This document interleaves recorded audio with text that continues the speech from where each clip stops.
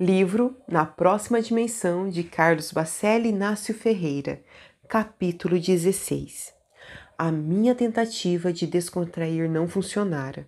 A verdade é que estávamos todos consternados com a situação daqueles nossos irmãos, que, em determinado trecho do caminho, se haviam equivocado e agora demandariam grandes lutas para se recuperarem. Por outro lado, no entanto, não adiantava a tristeza. Eles, com certeza, haveriam de se refazer. Com o tempo, curariam as suas lesões mentais e um dia seriam felizes. Era o que estava acontecendo conosco, que nos encontrávamos sob intenso tratamento nas lidas espirituais a que fomos chamados. Apesar do meu jeito extrovertido, em meu íntimo pensava: todos esses nossos irmãos são filhos de Deus, que cuida do pequenino grão de areia perdido no deserto, quanto do mais belo e portentoso astro a gravitar no cosmo. O mal é apenas uma experiência transitória. O objetivo da dor é o de nos disciplinar. Em verdade, não existe punição. O que existe é educação. O aprendizado é lento e gradativo, mas fatal. Embora persistamos nas trevas, todos estamos destinados à luz. A cada passo, nos sentimos atraídos por uma força que nos faz convergir para Deus. Não somos mais que crianças que se distraíram de seus deveres. O tempo urgia e necessitávamos de nos despedir. Aos poucos, os diversos grupos socorristas foram se retirando e os amigos que havíamos encontrado necessitavam partir. Abraçamo-nos fraternalmente e seguimos, eu, Paulino, Garcia e Odilon. Colaboradores anônimos se encarregaram de conduzir as diversas entidades espirituais que, digamos, com toda aquela movimentação que acompanhara o velório e o sepultamento de Chico Xavier, se havia convertido. Incalculável número de espíritos obsessores que, seguindo as suas vítimas encarnadas, tinham passado por ali, adentrando ou permanecendo nas vizinhanças do grupo Espírito da Prece, foram tocados. É evidente que nem todos os beneficiaram diretamente, a maioria permanecia recalcitrante, mas muitos se desligaram de seus desafetos, tomando a iniciativa de abandoná-los. Tenho me esforçado ao máximo para descrever aos nossos companheiros de ideal o que pude testemunhar, mas sei que tudo quanto eu lhe diga será um pálido reflexo do que aconteceu naquelas inesquecíveis 48 horas em que o corpo de Chico foi velado.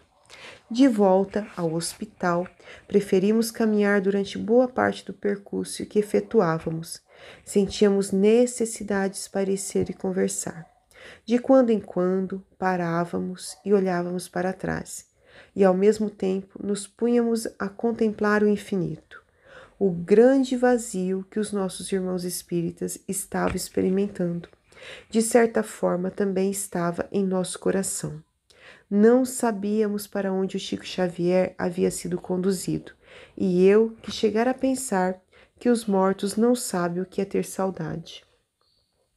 Assim como os homens se esquecem de que são espírito, por vezes os espíritos se esquecem de que são homens. A morada dos anjos efetivamente estava muito distante de nós, que tão próximos estávamos da terra, que não raro chegamos a ouvir os ruídos e os burburinhos da vida humana.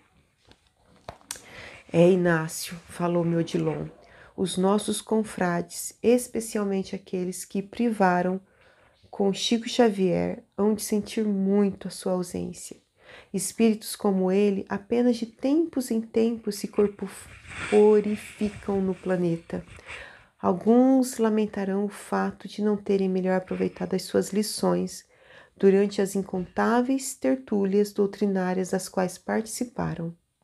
As reuniões, madrugada dentro, os encontros, os diálogos informais, as visitas à periferia da cidade, as informações mediúnicas, o seu sorriso espontâneo. E nós que achávamos que ele, ao desencarnar, ficaria à nossa disposição, não é? Considerei. Muitos de alguns anos para cá viviam na expectativa do seu retorno e para reencontrá-lo agora, pelo menos no que diz respeito, vamos ter que subir. No que diz respeito também, Inácio, redarguiu Odilon humildemente, e no íntimo do subir não podemos mais dizer, e no intuito de subir não podemos mais dizer que ignoramos o caminho. A terra, de fato, é a abençoada oficina em que forjamos as asas que nos possibilitam desferir voos mais altos. É uma pena que poucos compreendem isso. Muitos de nossos companheiros de ideal executam suas atividades, sejam elas mediúnicas ou não, sem real propósito para si.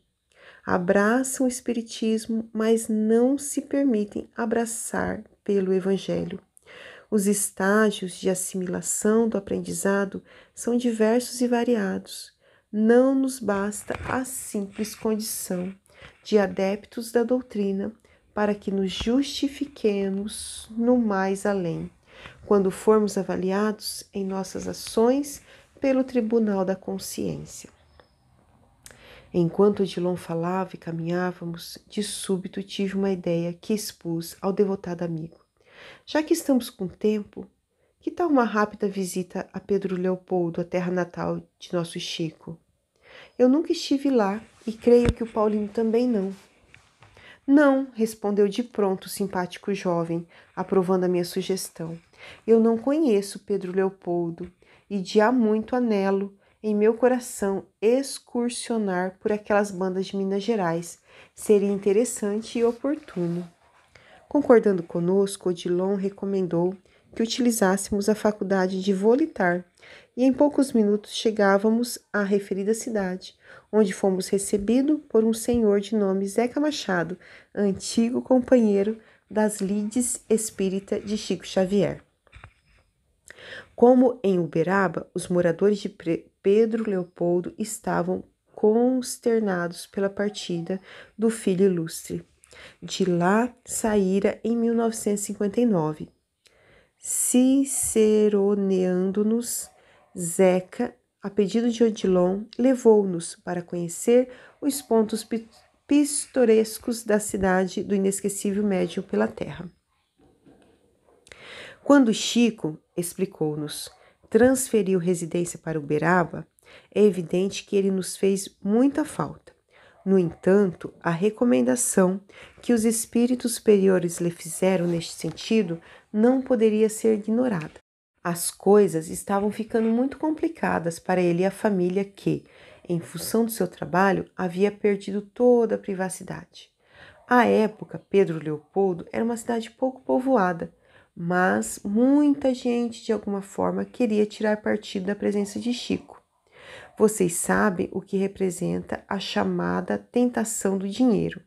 Ele não teve alternativa e ainda bem que encontrou no Triângulo Mineiro as condições ideais para dar sequência ao seu trabalho. No início, eu mesmo não compreendia sua decisão, mas depois vi que ele havia acertado. Do ponto de vista doutrinário, foi bom para nós. O movimento cresceu, passando a nos sentir mais responsáveis. Outros médios que viviam à sombra de Chico foram convocados à lida. E depois, ele nunca nos abandonou. Periodicamente, aqui estava, visitando a família e os amigos. Não perdemos contato. Quando nos era possível visitá-lo em Uberaba, éramos sempre recebidos com grande alegria. A cidade de Uberaba, mais ligada a São Paulo do que a Belo Horizonte, ensejou que a tarefa de Chico se fundisse para todo o Brasil. Enfim, foram vários os aspectos positivos de sua transferência para lá.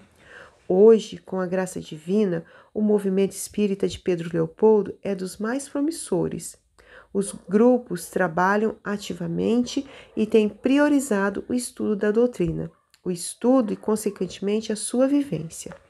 Respirando fundo, como se estivesse a lembrar-se de saudoso tempos idos, Zeca continuou. É difícil acreditar, mesmo para nós, que éramos próximos, que um espírito da envergadura de Chico tenha vivido por aqui. A história de sua infância é comovente. Desde criança ele era diferente. Agora que percebo que, em tudo que fazia, os espíritos estavam com ele. Digo-lhe sem exagero que se Chico tivesse continuado no seio da igreja, hoje ele seria considerado um santo.